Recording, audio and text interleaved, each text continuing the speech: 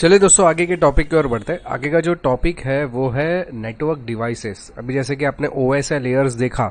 OSL layers क्या था? एक रेफरेंस मॉडल था, मतलब एक प्रकार से बोलूं तो एक ऐसी चीज थी जहां पे हमारा दो कंप्यूटर के बीच में कम्युनिकेशन कैसे प्रोसेस से होता है वो प्रोसेस को दर्शाया गया था। ओके, ये वर्किंग मतलब हम लोग इसको देख नहीं सकते, ये है वो है, इस तरीके से काम कर रहा है, ऐसा बताया गया है। नेटवर्क डिवाइसेस जो रहता है, इस नेटवर्किंग का जो हम लोग सीख रहे हैं उसमें जो जो राउटर्स है या स्विचेस, आपने नाम शायद सुना रहेगा, तो उसका मतलब क्या है, वो कैसे काम करता है, हमारे लिए कौन सा अच्छा है, वो सब चीजें मैंने इसके अंदर डिस्कस की हुई है। ठीक है, तो यहाँ पे डिवाइसेस आपको बताने का मकसद ये है कि आगे चल के हम लोग जो भी प्रैक्टिकल करेंगे तो समझ में आना चाहिए कि ये डिवाइसेस एक्चुअल में क्या काम करता है और कौन सा अच्छा है। इसके लिए मैं पूरा जो है वीडियो अलग से बना रहा हूँ। तो नेटवर्किंग डिवाइसेस की बात करें तो ये नेटवर्किंग हार्डवेयर है, it's also known as networking equipments और अ कंप्यूटर नेटवर्किंग डिवाइसेस और uh physical devices which are required to communicate and intercom between devices on a computer network. यानी कि एक ऐसे डिवाइसेस, नेटवर्किंग डिवाइस किसको बोलते हैं? एक ऐसे डिवाइसेस जो फिजिकल डिवाइस है या जिसका इस्तेमाल होता है दो कंप्यूटर के बीच में, दो कंप्यूटर के बीच में मीडिएटर का काम करता है। डेटा जो है सेंड और रिसीव उसके जरिए कर सकता है, क्योंकि हम लोग ने स्टार नेटवर्क में बताया था। स्टार नेटवर्क में देखो मैंने बताया था कि बीच में एक डिवाइस लगाया जाता है जिसको हम लोग बोलते हैं स्विच। पहले हब आता था, अभी स्विच आता है, तो उसको हम लोग क्या बोलते हैं? Networking devices. ठीक है, उसके कई सारे प्रकार है। ओएसए लेयर की बात करें तो ओएसए लेयर में 7 लेयर थे, ये तो मैंने एक्सप्लेन किया था आपको पिछले लेक्चर में, अगर नहीं देखा है तो प्रॉपरली समझ लीजिए पहले। तो उसमें जो आखिरी का लेयर था फिजिकल, इसको 1 नंबर का लेयर बोलेंगे रिसीविंग के लिए, डेटा लिंक लेयर और नेटवर्क लेयर। तो ये 3 लेयर पे अपने हार्डवेयर लेयर बोला जाता है, यानी हमारे जो हार्डवेयर के डिवाइसेस है वो इन 3 लेयर पे काम करते हैं। उसमें सबसे पहला जो डिवाइस है वो ये जो है, इतने सारे अलग अलग प्रकार के डिवाइसेस है हार्डवेयर के, तो ये जो है ना, ये हमारा सबसे पहला डिवाइस है जिसको हम बोलते हैं हब। ये है स्विच, ये है ब्रिज, ये सेकंड नंबर का डिवाइस है। ये हब पहले नंबर, फिर आया ब्रिज, फिर आया स्विच और फिर आया राउटर। राउटर और स्विच काफी अलग है दिखने में, भले सेम दिख रहा है लेकिन उस सेम है नहीं, बहुत अलग है। मैं आपको पूरा डिफरेंस और क्या क्या काम करता है, कैसे काम करता है, ये चीजें हम लोग अभी थोड़ी देर में डिस्कस करेंगे। लेकिन पहले हम लोग चालू करते हैं हब से। हब जो है ना वो फर्स्ट लेयर पे काम करने वाला डिवाइस है। फर्स्ट लेयर कौन सा था? Physical layer. तो फिजिकल लेयर पे क्या काम करता है? हब। ये बहुत पुराना डिवाइस है, आजकल हम लोग इसका इस्तेमाल भी नहीं करते हैं। ओके, हब का मतलब क्या होता है कि जितने भी कंप्यूटर्स रहेंगे नेटवर्क में, सभी को एक वायर के जरिए, एक RJ45 वायर, जो मैंने आपको यूटीपी केबल बताया था ना, उस पर आगे जैक लगता है RJ45, तो एक हिस्सा उसका अपने सीपीयू में लगेगा और दूसरा इसका अपने हब के आगे के हिस्से में लगेगा। वैसे जितने भी कंप्यूटर्स रहेंगे वो हब के साथ में अटैच्ड हो जाएंगे, इसको हम लोग क्या बोलेंगे?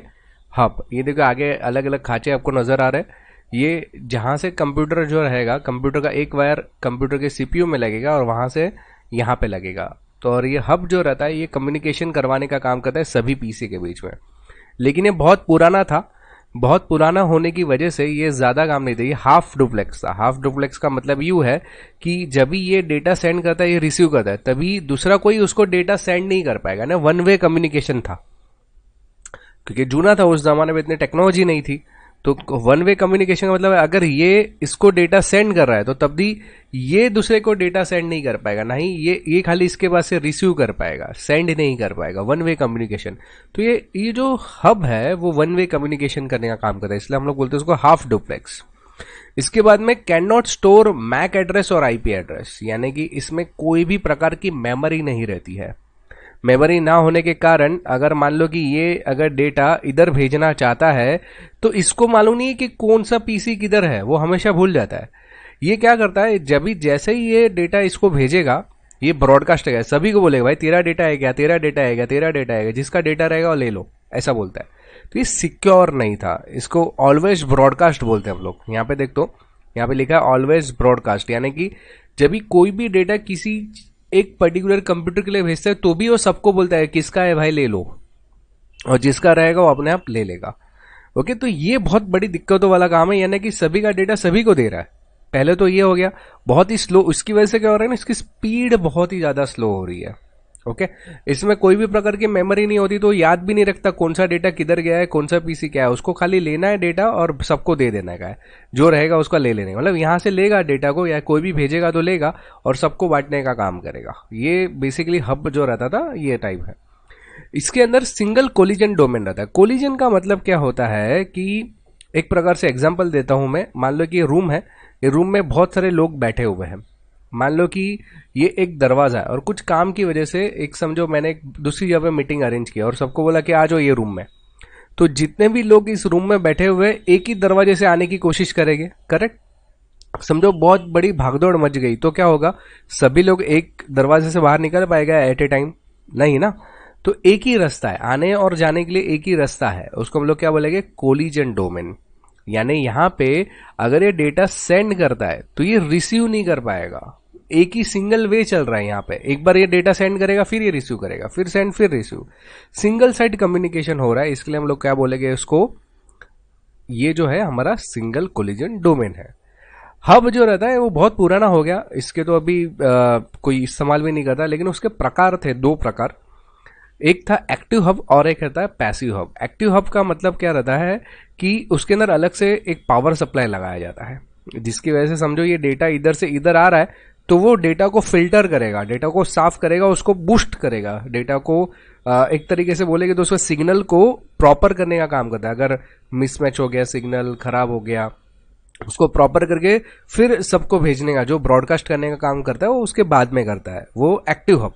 पैसिव हब ऐसा कुछ भी नहीं करता। पैसिव हब में आपको कनेक्शन, अभी देखो यहाँ पे कोई पावर की जगह दिख रही है आपको, किधर भी नहीं है। ये पैसिव हब है। पैसिव हब में कैसा था, ये अगर डेटा भेज रहा है तो ये सबको भेज देगा डेटा, लेकिन ये कुछ एम्पलीफाई या सिग्नल को साफ करने का काम ही नहीं करता। जैसा आ रहा है डेटा सबको सब भेज देता है। तो ये है पैसिव हब। तो ऐसे दो अलग अलग प्रकार थे हब के। हब के बाद ये पहले लेयर पे चलने वाला था, फिजिकल लेयर पे। हब के बाद जो डिवाइस है जिसको हम लोग रिपीटर बोलते हैं, आज की तारीख में भी हम लोग यूज करते हैं रिपीटर। हालांकि रिपीटर कोई स्पेसिफिक चीजों पे काम नहीं करता। रिपीटर का मतलब क्या होता है कि मान लो ये पीसी से ये हब का डिस्टेंस 100 मीटर का है और ये जो वायर है वो हमारा समझो यूटीपी केबल लगा हुआ है। तो पहले के जमाने में वायर की क्वालिटी इतनी सही नहीं आती थी, तो जो डेटा है वो सही तरीके से यहाँ पे पहुंच ही नहीं पा रहा था। कम्युनिकेशन कभी चल रहा है, कभी टूट रहा है, कभी चल रहा है, कभी टूट रहा है, ऐसा प्रॉब्लम आता था। तो बीच में एक रिपीटर लगाना पड़ता था। रिपीटर का मतलब है कैसा है, यहां से वायर पहले रिपीटर में जाएगा, फिर रिपीटर से वायर हब के अंदर जाता था। इससे क्या होता है, सिग्नल जो है ना यहाँ पे एम्पलीफाई होता है, सिग्नल साफ होते हैं। सिग्नल को साफ करके एक प्रकार से सिग्नल को बढ़ाने का जो काम करता है वो रिपीटर करता था। ओके, लेकिन ये ज्यादा कुछ अभी काम नहीं करता है। इसके लिए आज की तारीख में भी इस्तेमाल होता है। अगर मान लो कि आपके 10वें माले पे ऑफिस है और आपका जो मेन स्विचेस है वो नीचे लगे हुए ग्राउंड फ्लोर पे, तो वहां से वहां यहाँ पे वायर जब भी लाएंगे तो डेटा सिग्नल लॉस होने की संभावना रहती है। तो बीच में एक रिपीटर्स लगाया जाता है ताकि आपके सिग्नल्स को प्रॉपरली एम्पलीफाई किया जाए। ठीक है, इसके बाद आया ब्रिज। ये पहले आया था हब, उसके बाद में आया ब्रिज। ब्रिज थोड़ा सा लेयर 2 पे काम करता है, थोड़ा सा इंटेलिजेंट माना जाता है एज कंपेयर टू हब। क्यों इंटेलिजेंट माना जाता है, इसमें भी कई सारी चीजें हैं। एक तो इसमें मल्टीपल साइड का ऑप्शन आता है। देखिए आप देख सकते हैं यहाँ पे मल्टीपल साइड का ऑप्शन है। मान लो कि एक नेटवर्क यहाँ पे है, एक नेटवर्क यहाँ पे है और एक बस टोपोलॉजी पे काम कर रहा है। बस टोपोलॉजी मैंने बता दी थी। एक मेन वायर रहेगा जिसमें सभी पीसी को जोड़ दिया जाए।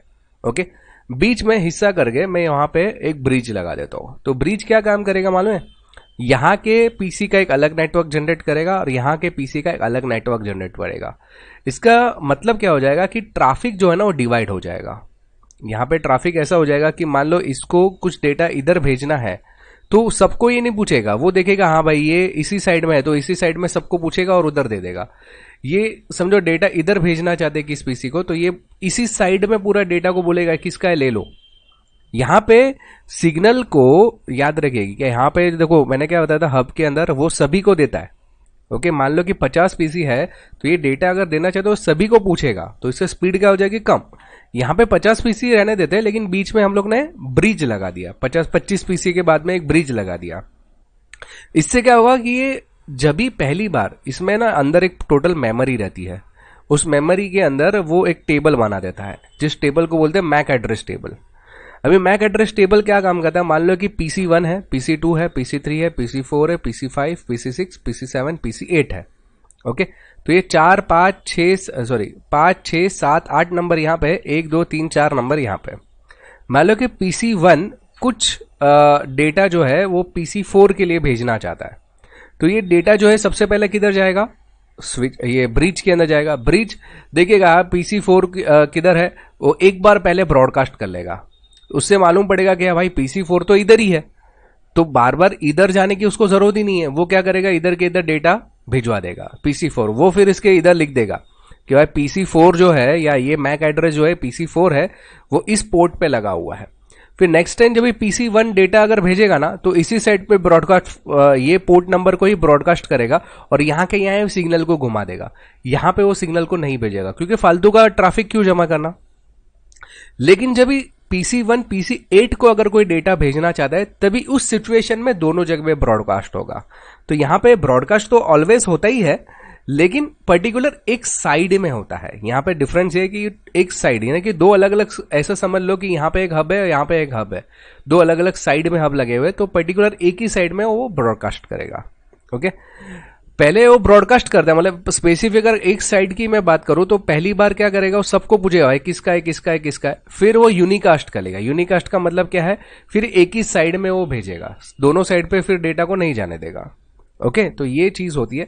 इससे क्या होता है, ट्रैफिक थोड़े से रिड्यूस होते हैं। और इसमें दो दो कॉलिजन है, दो दो कॉलिजन का मतलब रास्ते दो दो है डेटा को जाने के लिए। पहले क्या था, एक ही रास्ता था, यहाँ पे दो दो रास्ते, डेटा यहां से यहां भी जा सकता है, यहां से यहां भी जा सकता है।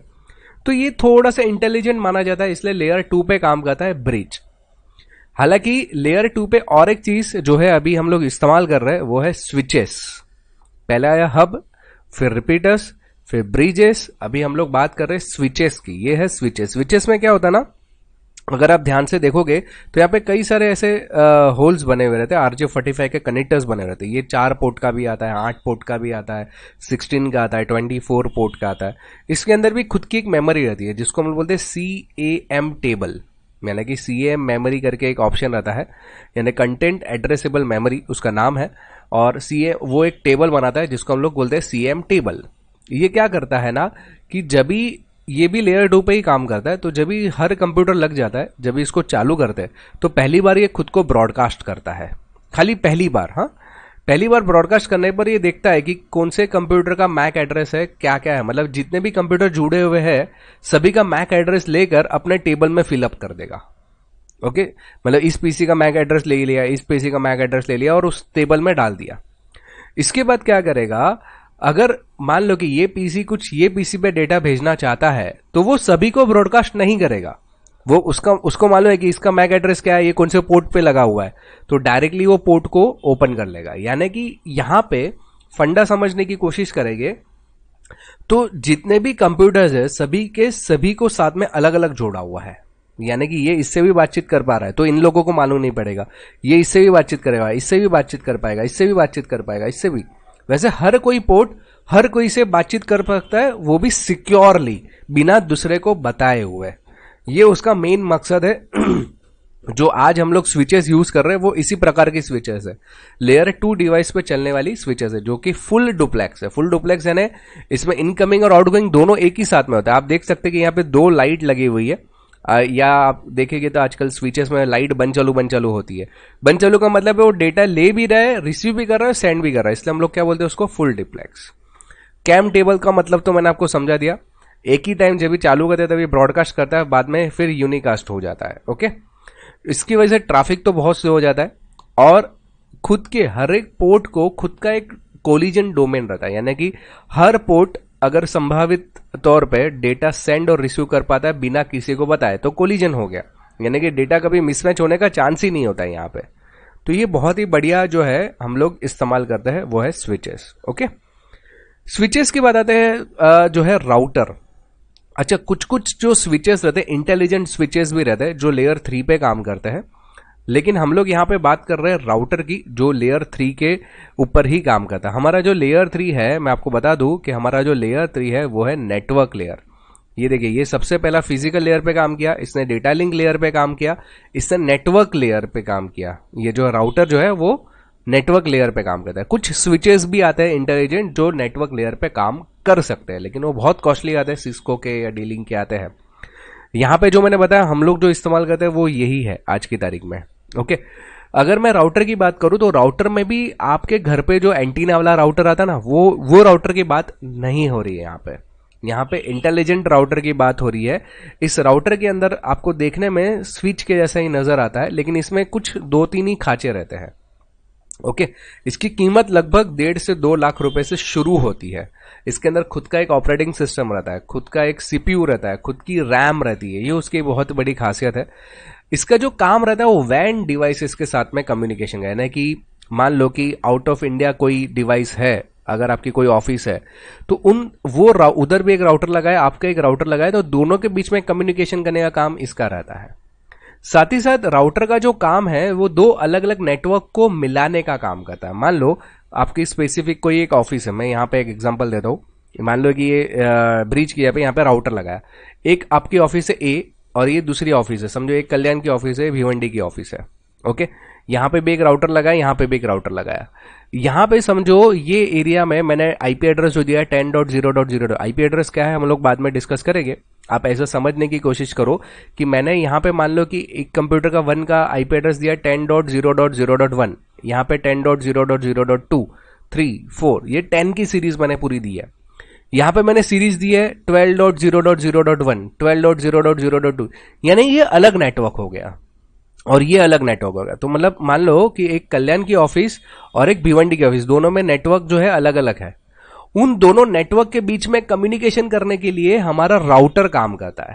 यानी राउटर का इन शॉर्ट मतलब मैं समझा दूं, 2 अलग अलग नेटवर्क को आपस में जोड़ने का काम। मैंने यहाँ पे एग्जांपल, एक ऑफिस लंदन में है, एक ऑफिस पेरिस में है, दोनों को आपस में इंटरनेट के जरिए आप जोड़ते हो तो उसके लिए आपको राउटर की जरूरत पड़ती है। याद रखिए, यहाँ पे अलग नेटवर्क है, ये एक अलग नेटवर्क है, दोनों को जोड़ने के लिए राउटर का प्रयोग आपको करना पड़ेगा। ये है internetworking devices. Every port has broadcast domain, इसमें काफी कम पोर्ट रहते हैं और ये ब्रॉडकास्ट कर सकता है। ब्रॉडकास्ट का मतलब क्या होता है, वो देख लेता है कि भाई यहाँ पे जितने भी कंप्यूटर लगे इस साइड में और एक दूसरी साइड है ये वाली साइड, तो ये देखता है कि यहाँ पे कितने कितने कंप्यूटर लगे हुए हैं। हर एक का आईपी एड्रेस खुद ले लेता है और अपने मेमोरी में स्टोर कर लेता है।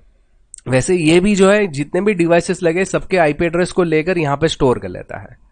बाद में जब भी ये स्पेसिफिक कोई एक कंप्यूटर के साथ में अगर ब्रॉडकास्ट करना चाहता है या बातचीत करना चाहता है या डेटा रिसीव करना चाहता है या सेंड करना चाहता है, तो ये क्वेरी भेजेगा यहाँ पे, ये चेक करें हाँ भाई तेरा आईपी एड्रेस तो सही है, इधर भेजने का है। तो ये इस राउटर को पूछेगा ये वाला आईपी एड्रेस वाला है क्या बंदा तेरे पास, बोलता है हाँ है। फिर बाद में कम्युनिकेशन उसके साथ में सिक्योरली जनरेट करवा लेगा, बाकी किसी से कम्युनिकेशन नहीं करने का। तो ये मेंटेन राउटेबल टेबल जो है ना उसको मेंटेन करता है, एकदम ट्रैफिक कम से कम करने देता है और इसमें कोलिजन है वेरी फास्ट ये काम करता है। तो ये राउटर जो रहता है बहुत ही इंटेलिजेंट काम करता है। आजकल जो हमारे घर पे जो राउटर आते हैं ना एंटीना वाले, वो वाईफाई राउटर है, उसमें भी वैन कनेक्शन रहता है, उसके अंदर डीएनएस डीएचसीपी सर्वर्स इनबिल्ट रहता है, जो कि पहले हम लोग कंप्यूटर के अंदर अलग से बनाते थे। आजकल वो छोटे से राउटर में 800-1000 रुपए में काम हो जाता है। तो बहुत ही इंटेलिजेंट चीज है, बहुत ही अच्छी चीज बनाई गई है अभी जो बनाई है। लेकिन ये राउटर अलग चीज के लिए इस्तेमाल करते हैं और वो वाले राउटर अलग चीज के लिए इस्तेमाल करते हैं। आई होप कि ये समझ में आया रहेगा। चलिए इस वीडियो में इतना ही। अगले वीडियो में हम लोग देखेंगे आईपी एड्रेस की बातचीत करेंगे, आईपी एड्रेस क्या है, कैसे काम करता है। ओके, चलिए इस वीडियो में इतना ही। Thanks for listening.